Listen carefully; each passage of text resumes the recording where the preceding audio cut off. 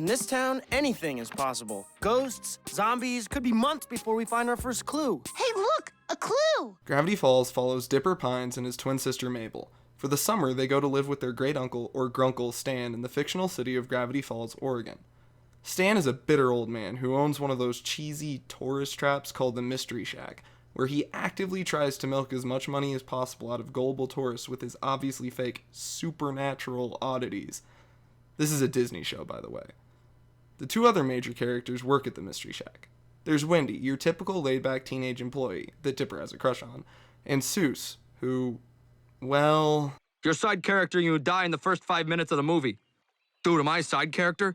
Do you ever think about stuff like that? While exploring the woods, Dipper discovers a mysterious book with the number 3 written on it, detailing all the odd going-ons of Gravity Falls. Armed with the knowledge in the book, Dipper and Mabel deal with whatever supernatural, paranormal, or otherwise odd creature or occurrence that they encounter in every episode. What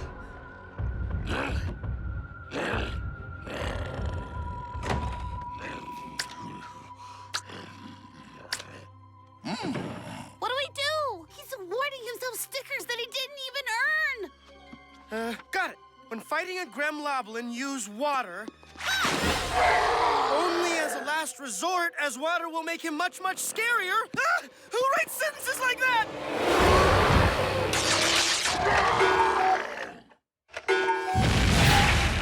With a setup like that, it would be easy to have every episode stand on its own.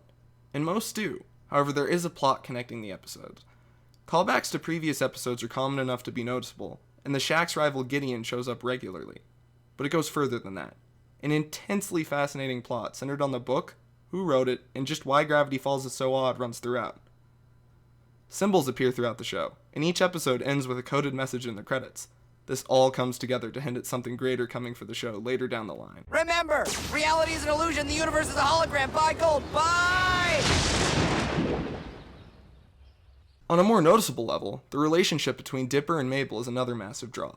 While I cannot speak from personal experience, as I'm an only child, the playoff between the siblings is just excellent.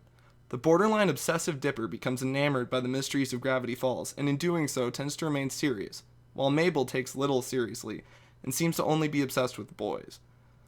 Conflict develops quickly between the two, but is balanced so perfectly with genuine affection that I find Dipper and Mabel's relationship to be the most accurate portrayal of how a brother and sister treat each other that I have ever seen in any form of fiction.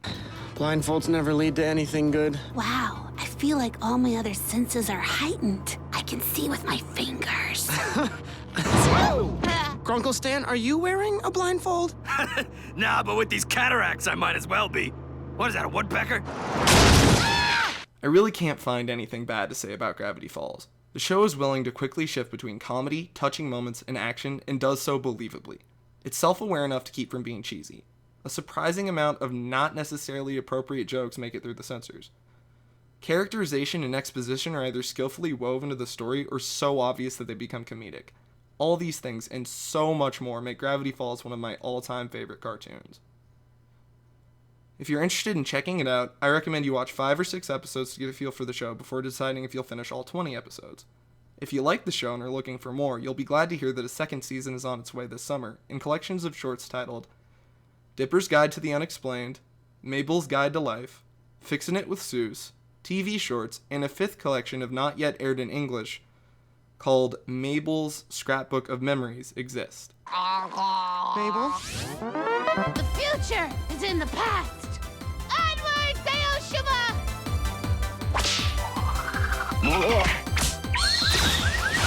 Mabel, how many of these did you eat? 17. Oh man, oh man, oh man, oh man. If you have suggestions for any future videos, feel free to leave them in the comments below. If you want to find out about some other cool shows and games in the future, you can subscribe. This has been I Won't Use a Number. Keep loving what you love, and I'll see you next week with Panty and Stocking.